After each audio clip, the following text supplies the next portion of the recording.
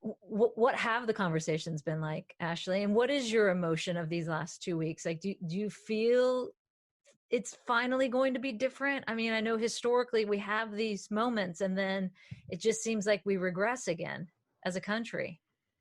Yeah, well, I feel like these conversations have really been enlightening to me. Like being able to open up the ground to have stories be shared, to hear about people's pain. Like I said, it's been, at the same time as it's been really heavy, it's been like a load has been lifted. Like nobody has to carry this by themselves anymore. Yeah. Which I don't remember there being a time where we've had an open discussion of race. This is where I've lived my whole life. This recent change is something new that I have to adjust to. Like being able to talk about race with not my closest friends, you know, that's something that I have to adjust to. Having this like side of myself that I haven't completely shared is something where I've lived. I've lived in predominantly white spaces. I've like been like the exception, you know? And I hate that narrative. I don't like that. I feel like I've been put in a position where I am like the exception to the rule.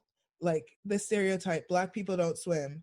People will be like, oh, yeah, you're an exception. You're not that one. You're that one that can swim. I'm like, we need to break up these stories. We need to start telling a new story, because these stories are what perpetuate inequality. They're what, that's one of the barriers to access. That's one of the things that's keeping Black people out of the pool. You keep telling someone something and they're going to believe it.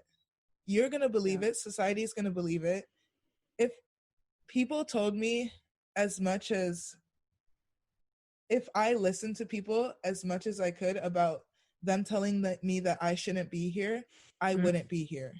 There were so many more people that I heard telling me that I could be here that I started to believe it myself. You know, I already, like, we all want to be perfect. We all are scared of like trying new things, putting in ourselves in positions where we might fail.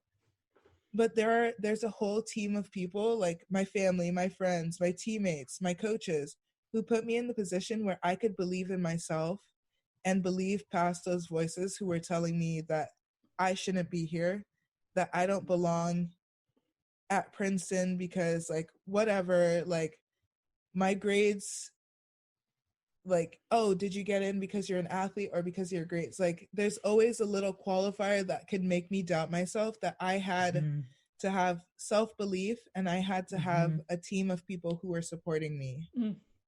But yeah, this isn't new. This is where I've lived. Yeah.